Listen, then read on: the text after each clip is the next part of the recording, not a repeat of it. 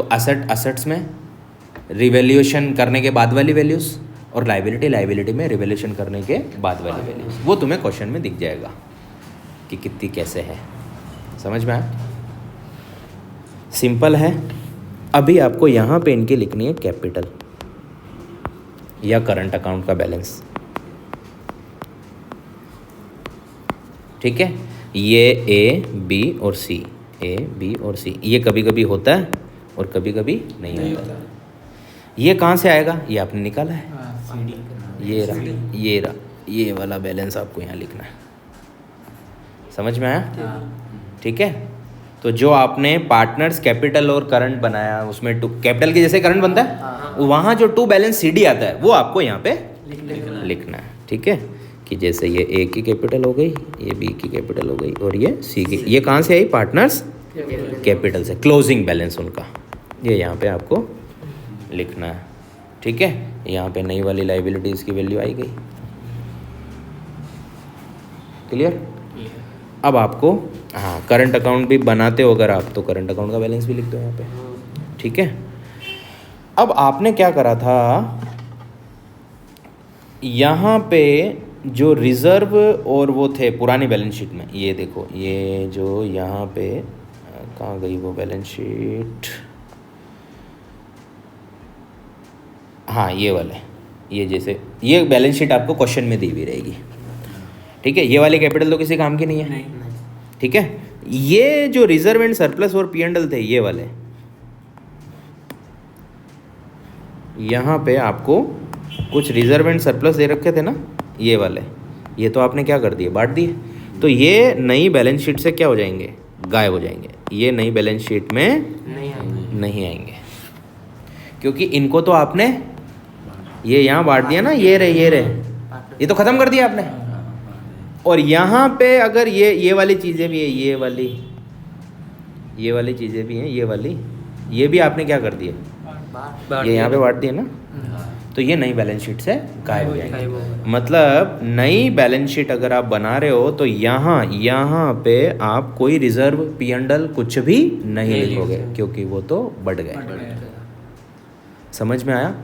कुछ ऐसी चीज़ें होती है जो रिजर्व होती हैं आपका, लेकिन वो पार्टनर में बांटने लायक नहीं होती। जैसे कोई प्रोविडेंट फंड हो गया,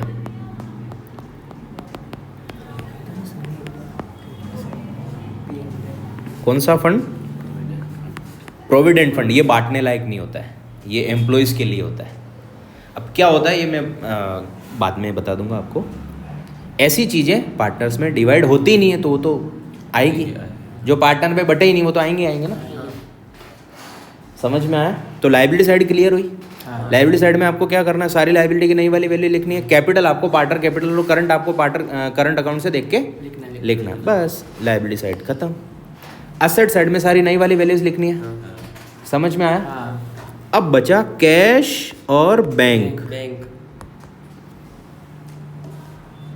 ठीक है, ये आपको पुराने वाले बैलेंस में इंक्रीज डिक्रीज करने के बाद लिख देना है।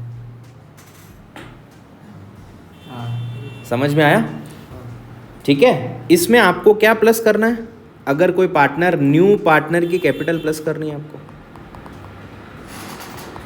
नया पार्टनर कैपिटल आता है ना, तो ये बढ़ेगा कि नहीं बढ़ेगा? कैश चेक देता है तो बैंक में पैसा बढ़ जाएगा, कैश देता है तो कैश बढ़ जाएगी। समझ में आया? गुडविल लाता है तो वो भी पैसा प्लस कर देना आपको यहाँ पे। ये चीजें आपने जर्नल एंट्रीज करी थी ना, ये रही, ये वाली। यहाँ कैश डीआर हो रहा है कि नहीं हो रहा है? यहाँ कैश डीआर हो रहा है कि नहीं हो रहा है? ठीक है, ये रहा, ये कैश डीआर हो रहा है कि नहीं हो रहा है? जब भी कैश डीआर होता है तो बिजनेस पैसा आता है। यहाँ कैश डीआर हो रहा है, यहाँ कैश डीआर हो रहा है, कैश डीआर होता है तो बिजनेस में पैसा आता है। तो ये बैलेंस शीट में आपको क्या कर देना है? प्लस कर देना है। मतलब एंड में आपको कैश का हिसाब किताब लगाना है। जैसे पहले आपके पास पड़े थे 50,000, कितने रुपए पड़े थे? ये 60,000 कैपिटल और लेके आ गया, टोटल कितना हो गया? 1,10,000। गुडविल लेके आ गया 30,000, टोटल कितना हो गया? 1,40,000। इसमें से इन्होंने गुडविल निकाल भी ली। यहाँ पे देखो, ये रहा। आपने जर्नल एंट्री भी करी है, ये देखो, टू कैश पैसा गया। तो जो निकाल, अगर नहीं निकाले तो ये 1,40 ही बाहर लिख दो, और निकाल ले गए, जैसे मान लो 15,000 रुपये निकाल लिए, 30 आए गुडविल के, आधे निकाल लिए, मान लो 15,000 निकाल लिए, तो 1,25,000 रुपये बाहर आ जाएगा। और ये दोनों ऐड करके यहाँ पे ये टोटल हो जाएगी दोनों बराबर। ठीक है, ये दोनों टोटल बराबर। ऐसे बैलेंस शीट बनती है। तो बैलेंस शीट में क्या करना है, सारी एसेट और लाइबिलिटी नई वाली, कैपिटल और करंट आपको उसके अकाउंट से देख के लिखनी है, कैश में इंक्रीज डिक्रीज हुआ वो देख के लिखना है, और कोई ऐसा फंड है जो नहीं बांटा उन्होंने वो वापस से नई वाली बैलेंस शीट में आ जाएगा। That's it. बाकी reserve and surplus, P and L इधर या उधर किधर भी हो वो क्या हो जाएंगे, खत्म, नई बैलेंस शीट से गायब हो जाएंगे। समझ में आया? हाँ। तो हमने जो पढ़ा था revaluation account, partners capital account और बैलेंस शीट, है ना। उसका एग्जाम्पल देख लेते हैं, जैसे following in the balance sheet of A and B who share profits in the ratio of 3:2। किस रेशियो में प्रॉफिट डिवाइड करते हैं? 3:2 में, है ना। ये ओल्ड पार्टनर्स है, इनकी पुरानी बैलेंस शीट दे रखी है आपको, मतलब नए पार्टनर के आने से पहले। क्या है, क्रेडिटर इनके हैं 20,000 के, और कैपिटल इनकी है 30,000 और 20,000। ठीक है, तो क्रेडिटर में अगर कोई चेंज होगा तो रिवैल्यूएशन में लिख देंगे, नहीं चेंज होगा तो डायरेक्ट नई वाली बैलेंस शीट में क्रेडिटर 20 ही थे और 20 ही आ जाएंगे। कैपिटल हम लोग कहाँ पे लिखेंगे? पार्टनर्स कैपिटल के पहले CR साइड में, बाई बैलेंस BD। ठीक है, उसके बाद में इनके पास कैश पड़ी है 3,000 रुपये। अब नया पार्टनर आएगा, कैपिटल लाएगा तो कैश बढ़ेगी, फिर गुडविल भी लाएगा तो और कैश बढ़ेगी, और वो गुडविल अगर निकाल लेते हैं तो कैश वापस लेस हो जाएगी। ठीक है, उसके बाद में डेटर्स इनके 12,000 रुपये के हैं, स्टॉक इनका 15,000 रुपये का है, फर्नीचर 10,000 है, और प्लांट एंड मशीनरी 30,000 रुपये की है। इनमें कोई भी तरह का चेंज होगा तो रिवैल्यूएशन में लिख देंगे, और नई वाले बैलेंस शीट में नई वाली वैल्यू लिख देंगे, और चेंज नहीं होगा तो यही वैल्यू सेम टू सेम नई वाली बैलेंस शीट में लिख देंगे। ठीक है, अभी नीचे इन्फॉर्मेशन क्या दे रखी है, C आ रहा है पार्टनरशिप में। ठीक है, कितने रुपए कैपिटल ला रहा है? 15,000, और 5,000 उसका ला रहा है प्रीमियम, किसका? गुडविल का, और उसका शेयर कितना है? 1/6। ठीक है, तो C कैपिटल लाएगा, क्या एंट्री करेंगे? C is capital, cash account DR to C is capital account, ये हो जाएगी cash account DR to goodwill account, और गुडविल कौन ले लेंगे? A और B, तो वापस एंट्री क्या होगी? Goodwill account DR to S capital to B capital. ठीक है, उसके बाद में ये बोल रहा है स्टॉक को 10% से आपको घटाना है। स्टॉक कितने का है आपके पास? 15,000 का। स्टॉक कितने का है? 15,000 का 10% कम हो जाएगा तो 1,500 रुपये आपके लिए क्या है? लॉस। उसके बाद में प्लांट एंड मशीनरी 10% से बढ़ गई, ये आपके लिए प्रॉफिट है। फर्नीचर कितना रिवैल्यूएशन है फर्नीचर का? 9,000। पहले फर्नीचर कितने का था? 10,000 का, अभी कितने का हो गया? 9,000 का। तो 1,000 रुपये का तुम्हें क्या हो गया? लॉस हो गया। क्लियर? उसके बाद में a provision for doubtful debts is to be created on sundry debtors, कितने परसेंट? 5%। ठीक है, और 200 रुपये आपको इलेक्ट्रिसिटी बिल चुकाने के लिए एक प्रोविज़न क्रिएट करना है। अच्छा, ये प्रोविज़न फॉर डाउटफुल डेब्ट्स क्या होता है? इसको हम लोग हिंदी में कहते हैं संदिग्ध ऋणों के लिए आयोजन। ये तुम्हारे 11th में भी था। कहने का मतलब है कि आपके डेटर कितने रुपए के? ये रहे 12,000 रुपये के डेटर है। कितने रुपए के डेटर है? 12,000 रुपये के डेटर है, और इनको लग रहा है कि 5% पैसा डूब सकता है, तो कुल मिला के हमारे लिए तो नुकसान ही है। ठीक है, और 200 रुपये हमें इलेक्ट्रिसिटी बिल पे करने के लिए प्रोविज़न बनाना है, मतलब अब पे करना है 200। पहले तो आपको यहाँ लाइबिलिटी में कहीं दिखा है क्या कि इलेक्ट्रिसिटी बिल पेमेंट करना बाकी है? अभी आपको प्रोविज़न बनाना है, मतलब ये तो पे करना पड़ेगा। तो ये भी आपके लिए क्या है? नुकसान। दोनों ही नुकसान है। डेटर कम हो रहा है वो भी नुकसान है, पैसा डूबने की संभावना है वो भी क्या है? नुकसान है। और इलेक्ट्रिसिटी बिल पे करना आपको, इसके लिए प्रोविज़न बनाना, वो भी आपके लिए क्या है? नुकसान है। उसके बाद में इन्वेस्टमेंट आपके 1,000 रुपये के जो बैलेंस शीट में है ही नहीं, अब लिखे जाएंगे। इन्वेस्टमेंट 1,000 रुपये के पहले थे ही नहीं, अब आपको इन्वेस्टमेंट लिखने हैं, तो क्या करना होगा? प्रॉफिट है या लॉस है? आपकी एसेट पहले थी ही नहीं, अब एसेट हो गई, तो आपके लिए क्या है? प्रॉफिट है। समझ में आया? क्लियर? उसके बाद में क्रेडिटर को 100 रुपीज़ आपको नहीं देने, ठीक है? A creditor of ₹100 is not likely to claim his money and is to be return off. एक क्रेडिटर है, 100 रुपये उसको देने हैं, लेकिन मतलब वो क्लेम ही नहीं कर रहा, तो आपके क्रेडिटर पहले कितने रुपए के थे?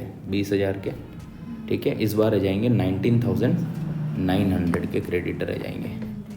क्लियर है? तो ये ऐसे कुछ जर्नल एंट्रीज़ है, लेकिन हम लोग जर्नल एंट्रीज़ तो आपको जब लेजर बना ही लेंगे तो जर्नल एंट्रीज़ की क्या ही ज़रूरत है, और जब आपको लेजर ही आती है तो जर्नल एंट्रीज़ भी कर ही सकते हैं आप, ठीक है?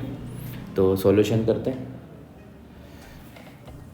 सबसे पहले हम लोग बनाएंगे रिवैल्यूएशन अकाउंट।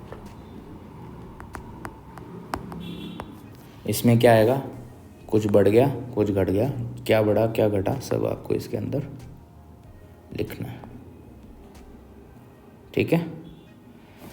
तो पहला क्या है? स्टॉक को लेस करना है। नुकसान या फ़ायदा? नुकसान। रिवैल्यूएशन के DR, ठीक है? क्या लिखेंगे? टू स्टॉक, ठीक है? 15,000 लेस 15,000। स्टॉक पहले कितने रुपए का था? 15,000 का, ठीक है? कितने रुपए का था? ये रहा 15,000 का था, ठीक है? इसका कितना % निकालना आपको? 10%। तो ये हो जाएगा 1,500 रुपये। अगर आप इसकी जर्नल एंट्री करना चाहते हो तो क्या हो जाएगी? Revaluation account DR to stock account. Revaluation DR हो रहा है, इसीलिए तो रिवैल्यूएशन के DR में पोस्टिंग हो रही है। और फिर आपको लिखा है कि मशीनरी की वैल्यू आपको बढ़ानी है। तो मशीन कितने की है? 30,000 का 10% बढ़ जाएगा, ये आपके लिए क्या है? फ़ायदा। तो क्या लिखेंगे? Bye machinery.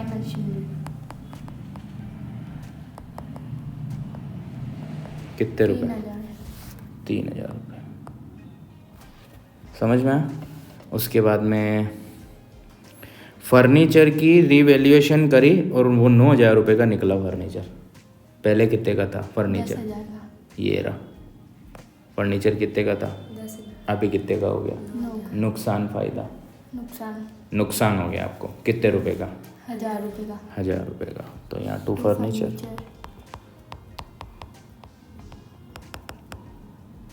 कितने रुपए? 1,000 रुपये, ठीक है? उसके बाद में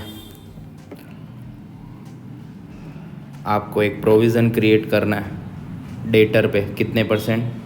5%। मतलब डेटर कौन होते हैं? जिनसे आप रुपए मांगते हो।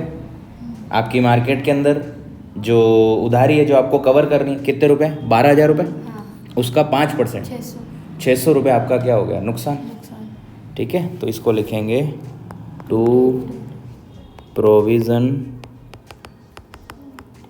For bad and doubtful debts, ठीक है? कितने रुपए? 600 रुपये, है ना? इसको आप शॉर्ट में PBD भी लिख सकते हो, provision for bad and doubtful debts, ठीक है? समझ में आ रहा है? उसके बाद में 200 रुपये आपको इलेक्ट्रिसिटी बिल चुकाने के लिए प्रोविज़न बनाना। ये भी आपके लिए क्या है? लॉस ही है। तो ये भी किधर आएगा? DR में। क्या लिखेंगे? To provision for electricity bill. To provision for electricity bill. कितने रुपए? 200 रुपये, ठीक है? उसके बाद में इन्वेस्टमेंट 1,000 के थे। कितने के थे? 1,000 के। नहीं 1000 के बैलेंस शीट में नहीं थे, अब आपको बैलेंस शीट में 1000 के इन्वेस्टमेंट लिखने हैं, तो आपके लिए क्या है, प्रॉफिट है। तो बाय इन्वेस्टमेंट, मतलब पहले इन्वेस्टमेंट थे ही नहीं, अब इन्वेस्टमेंट बैलेंस शीट में आएंगे तो एक एसेट नहीं आ गई ना हमारे पास, तो बाय इन्वेस्टमेंट अकाउंट।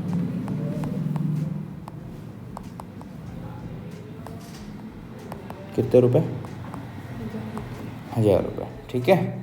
उसके बाद में क्रेडिटर को 1000 रुपीज़ देने ही नहीं, वो क्लेम ही नहीं कर रहा, उसको क्या करना है, रिटर्न ऑफ, है ना।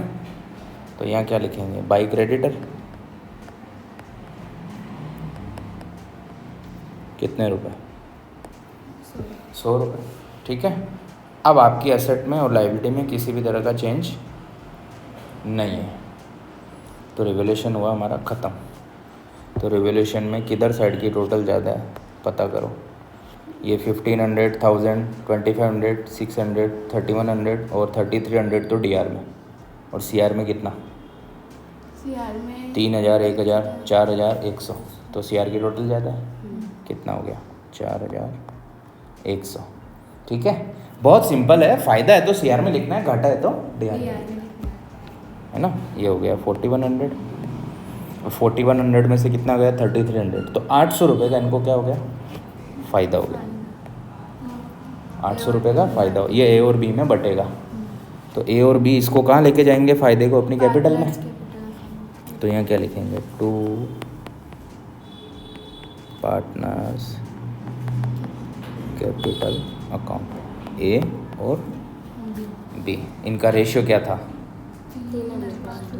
ये रहा 3:2, 3/5, 2/5, है ना। तो 500 रुपये नहीं, 3/5, 2/5 बोले तो 800 का 3/5, है ना। ये हो गया अपने 160 इंटू 3, 480 एक और 320 रुपये एक, तो ये 480 ले लेगा, ये 320 रुपये ले लेगा। समझ में आया रिवैल्यूएशन अकाउंट। इसके नीचे हम लोग बनाएंगे partners capital account,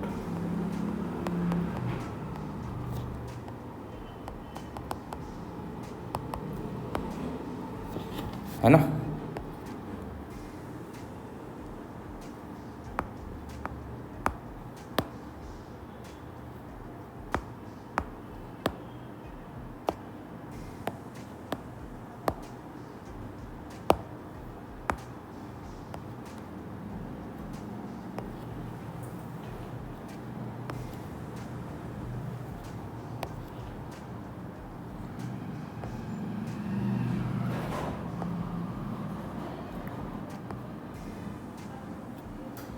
particulars A B और सी, पर्टिकुलर्स ए बी और सी, ठीक है। पार्टनर कैपिटल बनाते हैं, सबसे पहले क्या लिखेंगे, इनकी कैपिटल, ओल्ड पार्टनर की कैपिटल, बाय बैलेंस बीडी, ये रही 30,000 और 20,000, तो 30,000 ए की कैपिटल, 20,000 बी की कैपिटल, ठीक है। उसके बाद में कौन आया नया पार्टनर, सी कितने रुपए ला रहा है, 15,000, क्या लिखेंगे, बाय कैश बेटा। जर्नल एंट्री क्या होती है, नया पार्टनर कैपिटल लाएगा, जर्नल एंट्री क्या होगी, cash account DR to C's capital account, तो सीज कैपिटल क्या हुआ, तो किधर पोस्टिंग होगी, सीआर में, क्या लिखेंगे, बाय कैश। कितने रुपए लेके आ रहा है, 15,000, ठीक है। उसके बाद में गुडविल के कितने रुपए ला रहा हूँ, 5,000 रुपये ला रहा है, ए और बी में बटेगा, तो बांटने की एंट्री क्या होती है, गुडविल अकाउंट यार टू ए टू बी, ए और बी के खाते में जमा होंगे ना पैसे, सीआर होंगे ए और बी, तो ए और बी सीआर हो रहे हैं, ए और बी किधर पोस्टिंग हुई थी, सीआर साइड में, क्या लिखेंगे, बाय गुडविल अकाउंट, कितने रुपए? 5,000। 5,000 तो वो ला रहा है, हाँ। तो इनको किस रेशियो में बांटेंगे? अब यहाँ पे कुछ भी नहीं कहा हमारे को, हाँ। तो रेशियो होगा 3:2। हम्म। ओल्ड रेशियो ही सेक्रीफाइसिंग हो जाता है अगर क्वेश्चन में कोई भी डिटेल नहीं है तो। हाँ, क्वेश्चन में कहते हैं कि सी अपना हिस्सा ए और बी से बराबर बराबर लेता है, तो 2,500 बांट देते, 2,500 ए का, 2,500 बी का। सी अपनी गुडविल 4:1 में लेता है, 4:1 में, तो 4,000 ए के और 1,000 रुपये बी के। लेकिन यहाँ कुछ भी नहीं है तो ओल्ड रेशियो काम में ले लेंगे, है ना? 3,000 और 2,000।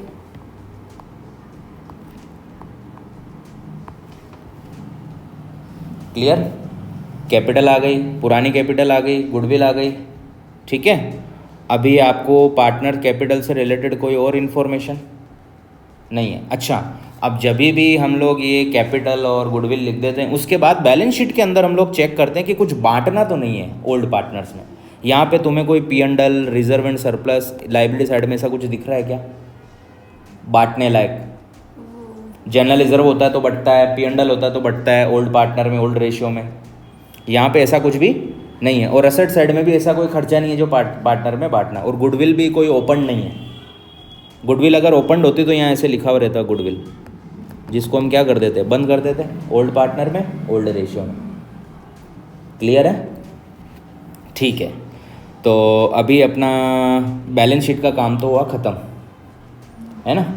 अभी अपने को क्या करना है कि इनको लॉस हुआ था, प्रॉफिट हुआ था इससे, रिवैल्यूएशन से? प्रॉफिट। रिवैल्यूएशन से क्या हुआ था? प्रॉफिट हुआ था कितने रुपए का? 480, तो 480 और 320 रुपये का, ठीक है। तो ये इनको क्या हो रहा है? प्रॉफिट हो रहा है। तो जर्नल एंट्री क्या हो रही है? Revaluation account DR to A to B, revaluation account DR to A to B। A और B क्या हो रहा है? तो किधर पोस्टिंग होगी? CR, है ना? क्या लिखेंगे? बाय रिवैल्यूएशन अकाउंट कितने रुपए?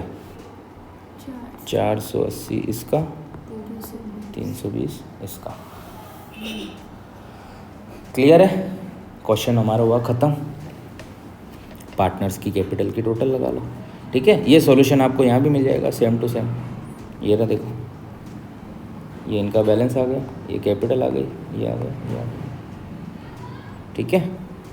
तो अभी टोटल लगा लेंगे इनकी।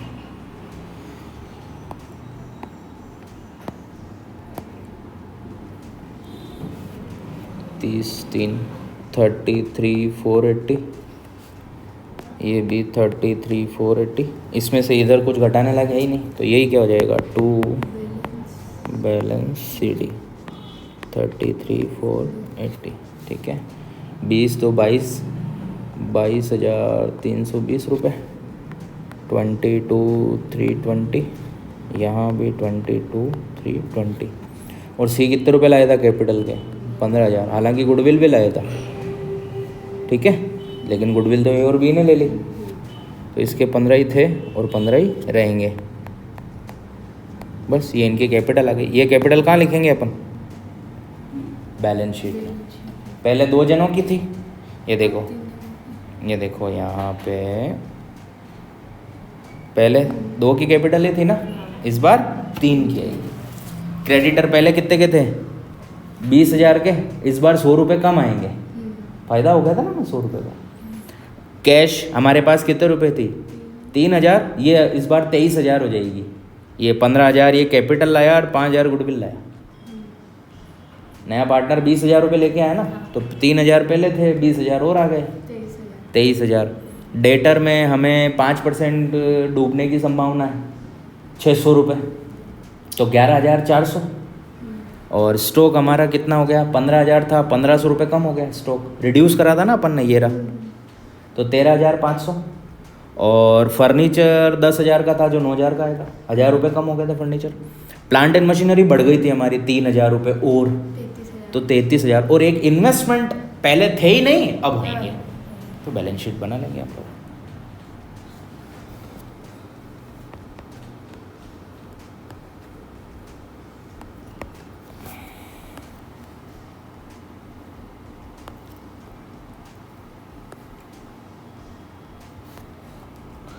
एक तो क्रेडिटर्स कितने, पहले कितने थे? 20,000, इस बार 19,900, 100 रुपये कम हो गए ना। 19,900 रुपये। कैपिटल 3 जनों की आएगी, ये रही ए, बी और सी। 33,480 तो ए की, ठीक है। 22,320 रुपये बी की और 15,000 रुपये सी की। आप चाहो तो इन तीनों कैपिटल को यहाँ अंदर लिख के ऐड करके बाहर भी लिख सकते हो, आएंगे तो बाहर ही ना अल्टीमेट। और एक लाइबिलिटी और थी, वो इलेक्ट्रिसिटी बिल वाली 200 रुपये की, ये रहा। इलेक्ट्रिसिटी बिल के लिए आपको 200 रुपये का प्रोविज़न क्रिएट करना है ना, बनाई थी ना अपन ने लाइबिलिटी। तो यहाँ क्या लिखेंगे, प्रोविज़न फॉर इलेक्ट्रिसिटी बिल, कितने रुपए? 200 रुपये, ठीक है। अब आ जाओ असेट्स पे। असेट में कैश इन हैंड कितने रुपए? कैश इन हैंड 3,000 पहले के, प्लस 15,000 कैपिटल आई, प्लस 5,000 रुपये गुडविल आई, कितना हो गया? 23,000, ठीक है। उसके बाद में हमारे डेटर कितने के हैं? 12,000 के, लेकिन उसमें से डेटर्स कितने रुपए? 12,000, इसमें से लेस पीबीडी कितने रुपए गया था? 600। ये रहा ना ऊपर रिवैल्यूएशन में, देखो 600 रुपये का नुकसान है ना हमारे को, है ना, डूबने की संभावना है। तो ये हो गए 11,400 रुपये। क्लियर?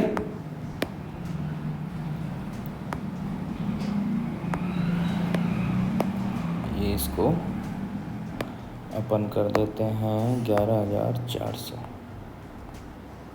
है ना। उसके बाद में क्या थे?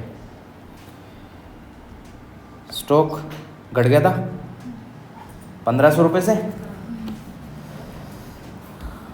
तो स्टॉक अंदर ही लिखेंगे कितने रुपए? 15,000 लेस 1,500 रुपये, इसकी रिड्यूस हो गई थी प्राइस 13,500। ये ज़रूरी नहीं है आप घटा के लिखो, डायरेक्ट 13,500 भी लिख सकते हो, मैं तो समझाने के लिए बता रहा हूँ तुम्हारे को। उसके बाद में फर्नीचर कितने का है? 10,000 का ही हो गया, 9,000 का। इस बार डायरेक्ट लिख देते हैं, देख लो। फर्नीचर डायरेक्ट कितने रुपए का? 9,000 रुपये का। उसके बाद में प्लांट एंड मशीनरी बढ़ गई थी हमारी, कितने रुपए की? 30 से बढ़ गए 33 हो गई थी, 3,000 रुपये बढ़ गई थी ना, हमें 3,000 का फ़ायदा भी हुआ था, ये रहा, ठीक है। तो मशीनरी कितने रुपए? 33,000 रुपीज़, ठीक है। उसके बाद में एक इन्वेस्टमेंट आएगा, ये रहा 1,000 रुपये का, जो पहले नहीं था, अब लिखना है हमारे को, है ना। तो यहाँ पे हम लिख देंगे इन्वेस्टमेंट कितने रुपए? 1,000 रुपये, बस।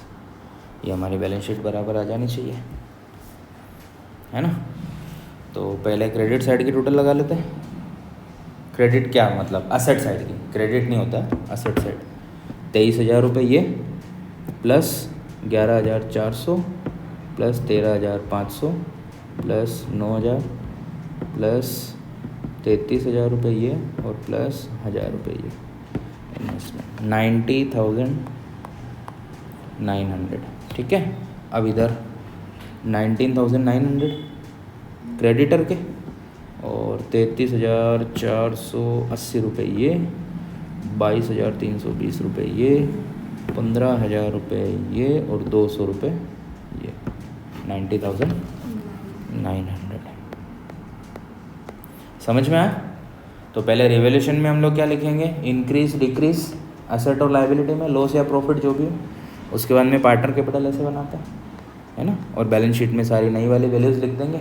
कैपिटल आपके पार्टनर्स कैपिटल से आएगी, और कैश का आपको ध्यान में रखना, बढ़ रही है कि घट रही है, और कोई नई एसेट आ जाए तो नई एसेट लिख दो, नई लाइबिलिटी आ जाए तो नई लाइबिलिटी लिख दो। जैसे यहाँ नई लाइबिलिटी आ गई थी, यहाँ पे नई एसेट आ गई थी, वो लिख दो, बैलेंस शीट के टोटल बराबर।